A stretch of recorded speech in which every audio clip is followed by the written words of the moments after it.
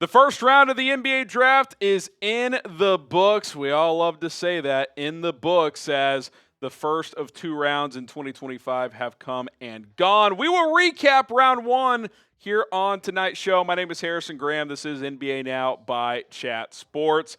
No surprise at the top, it was Cooper Flagg to the Dallas Mavericks. Flag Day in Dallas. It's been a tumultuous 4 or 5 months for Mavericks fans after the Luka Doncic trade, but nice recovery here to get the best player in this draft and probably the best domestic prospect since at least Zion Williamson, if not Anthony Davis. 6'8", 220, well-rounded player, can play on both ends, can play multiple positions, defend multiple positions. Obviously, still has a lot of developing and growing to do, but he should be able to have an instant impact right away for the Mavericks. The clear top prospect in this draft. The Mavs didn't mess around. He was the only player they even met with. So Cooper Flagg to Dallas, number 1 overall. We'll recap the rest of the first round, but subscribe to the channel if you want coverage all off season long. We're just getting rolling here. Second round tomorrow night. Undrafted free agency coverage plus NBA free agency gets going on Monday.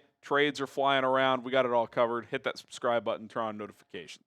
All right, after Cooper Flagg, it was Dylan Harper to the San Antonio Spurs at number 2 overall. The fit with De'Aaron Fox is going to be interesting, but I do think Harper was the clear second best prospect in this draft, so I do think it's the right selection for San Antonio. Really good scorer. He can create for others as well. Has a nice frame there at 6'4.5", 213, still young at 19 years old.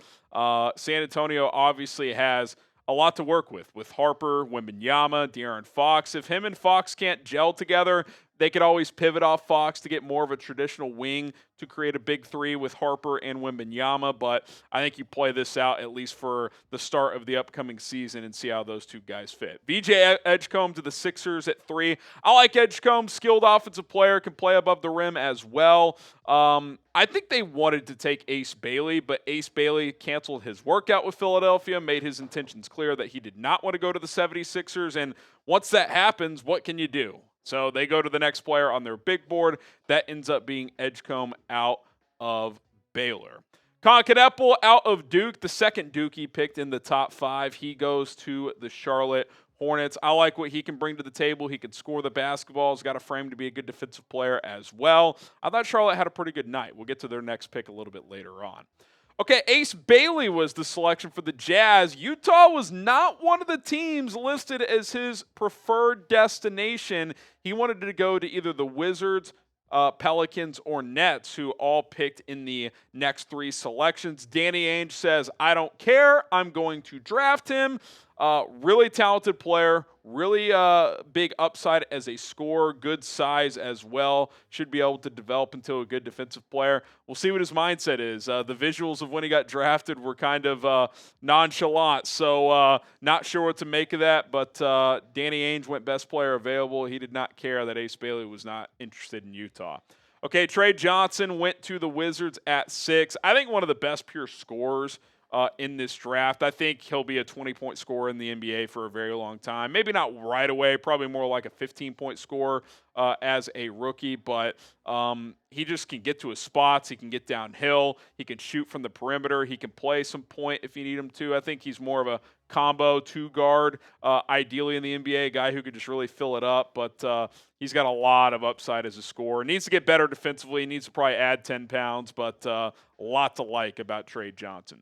Jeremiah Fears, another guy who needs to bulk up a little bit, but man, is he skilled offensively. The guard out of Oklahoma goes to the Pelicans. They, of course, traded C.J. McCollum before the draft, so you help replace him and that productivity in the backcourt with Jeremiah Fears. I think there's a lot of upside here with him in New Orleans over the next several years. Who was the best pick from the first round of the 2025 NFL Draft? Let us know down in the comment section below. It'll be the pinned comment on this video. So if you get hit with an ad break, go ahead and reply who's the best combo or best pick from the first round of the draft. Igor Demin was next up, the guard out of BYU, one of several good players on that BYU team. last year. Out of Russia comes to the States, plays for Brigham Young. He's got great size, has high upside, is a floor spacing 3/4. I think ideally you'd play him at the 4, depending on the type of lineups that the Nets want to trot out there. They obviously had a very big night, but he's also kind of one of those bigger point guard types. So we'll see where he ends up playing. Could be more of a guard offensively, wing defensively, but they had an interesting night. First team ever in NBA draft history to select 5 players in the first round of the NBA draft. Colin Murray-Boyles, the big out of South Carolina, he goes to the Toronto Raptors with the number 9 pick as they add some more size to their team. Come on, Maluwach, definitely butchered that. I was practicing, and then, I stumbled there. Shout out Mitchell Renz. Great size, part of that Duke team that, probably should have won a national championship if we're being completely honest. Needs to improve as a rebounder for his size. He doesn't have great feel, and this is kind of a skill that doesn't get talked about enough, of reading where the ball is going to bounce off the rim. It's one of those kind of under-talked about skills, but if he can improve that, he certainly has the size to be a good rebounder, good finisher around the rim, can alter and block shots as well.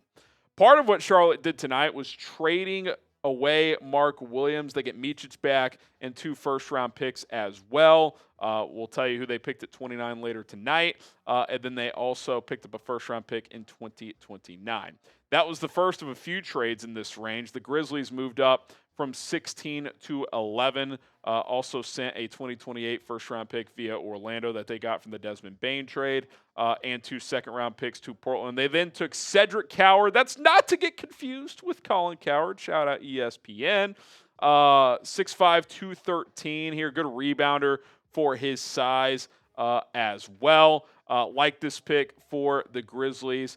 Should be able to offer them some positional versatility. 40% three-point shooter out of Washington State as well.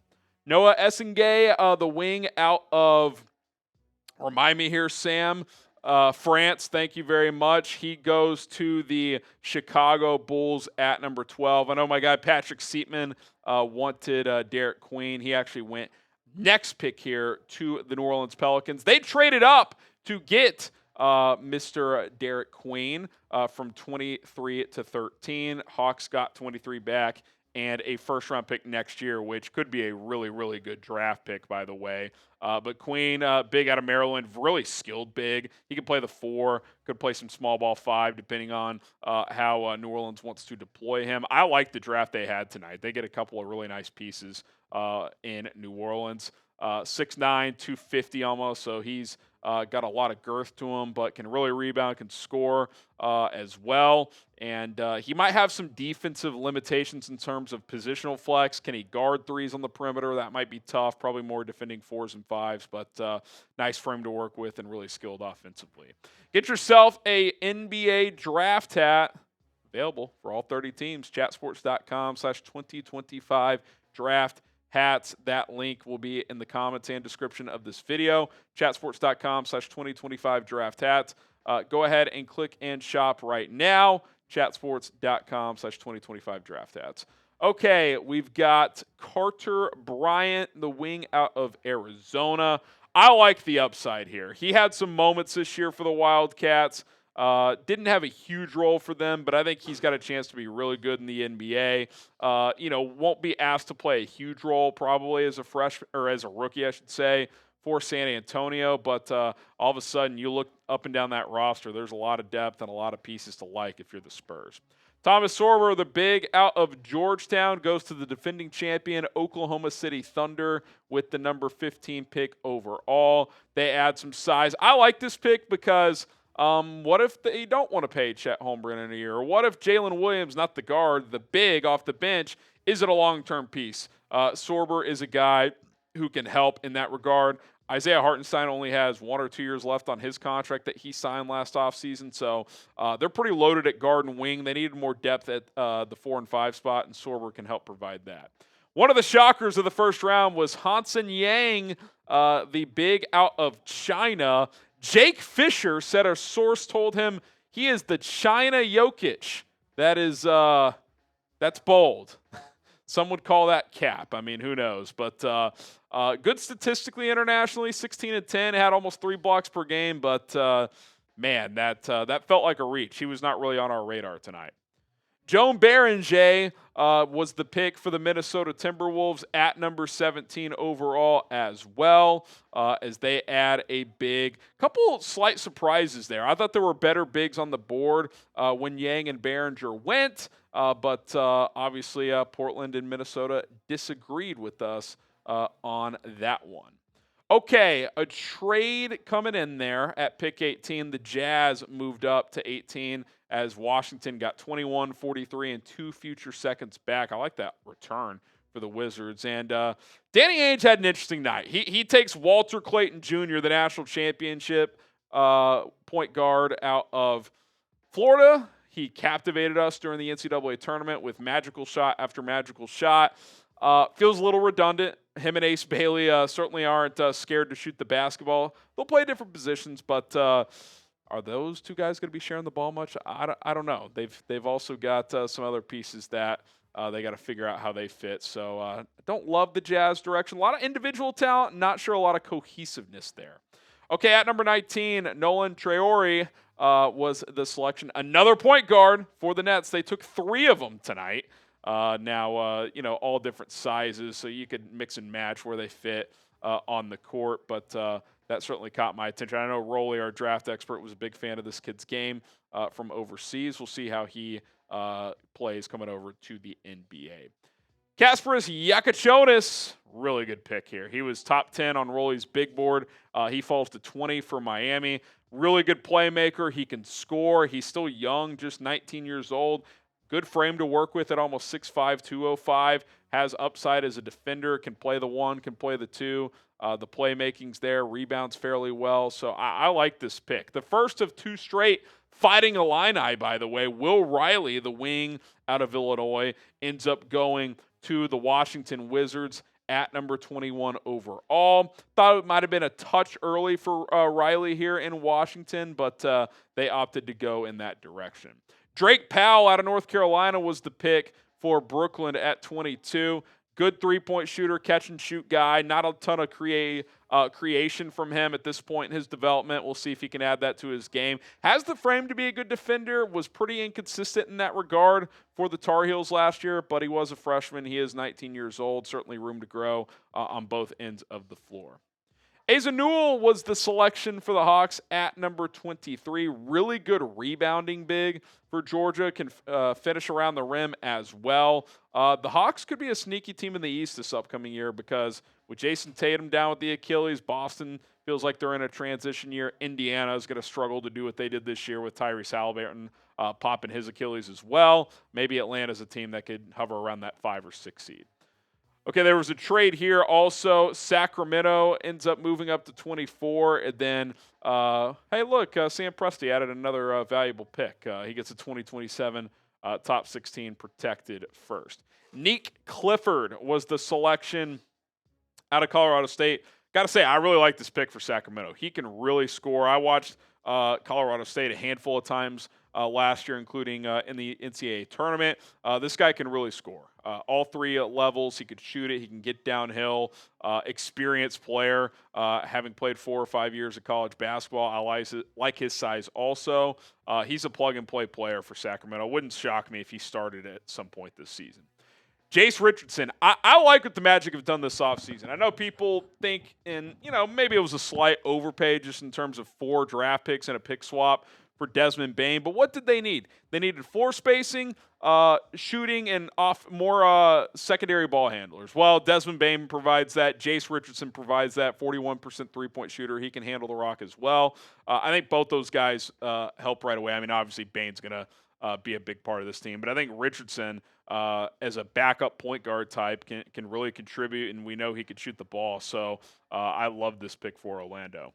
Ben Saraf goes to Brooklyn, another kind of playmaking guard. We'll see. You know, they got all these guys coming in this year. We'll see if they, A, all come over, including the couple international guys, and B, how much they play on the everyday roster, or if there's going to be some kind of G League action here. I think Danny Wolf plays right away. I like his game a lot. Really skilled offensive player. Shown flashes of the ability to shoot the three ball, the big out of Michigan. There's been some Nick Claxton trade rumors, so you know, he'll either be Claxton's backup center probably, or if Claxton gets moved, he could even potentially start. That wouldn't completely shock me. Hugo Gonzalez, the wing out of Real Madrid, goes to Boston. Didn't get to play a ton. Real's got a pretty good roster over there in Europe, and he's a young guy, so didn't play a ton. I think he averaged like 3 points per game. Upside is there. Look, I think Boston is signaling how they view the upcoming season. It's a transition year. They're shedding tax money, $180 million, by shipping out Porzingis and Drew Holiday.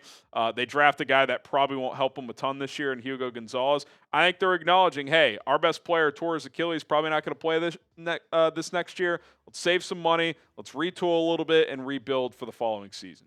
Okay, Liam McNeely, some thought he'd go earlier. He falls to 29. The offensive game needs some refinement. He needs to improve his efficiency, certainly, but the upside is there. Good rebounder for his size, can play some defense as well. You know, he was coached well from Dan Hurley. So to get him at 29, I thought Charlotte had a good night, like I mentioned earlier. And then wrapping up the first round was Yannick Conan Niederhauser. Awesome name. Good player, too, to wrap up round one. Can really rebound, can score the basketball around the rim as well, as the Clippers get a big to perhaps back up Ivica Zubac. So real quick, some of the best players available. You see him on screen there. Rasheer Fleming, Rolly had him as a lottery caliber player. Does not go tonight, the wing out of St. Joe's. So we'll see how long he lasts tomorrow. I'm intrigued by Tyrese Proctor. I think he's a plug-and-play bench scorer that can help a team right away. We'll see if a contending team could get him. I think he could help a team, you know, like a Denver comes to mind. Perhaps. Cam Jones out of Marquette sitting there. Ryan Cockbrenner, the big out of Creighton, a good passing big right there. So still some notable names to come off the board, which we, of course, will be live for tomorrow, the second round of the NBA draft. Who do you think is the best available player entering the second round of this year's draft? Let us know in the comment section below. Don't forget to subscribe and join us tomorrow night, as we will have you covered for round 2 of the 2025 NBA draft.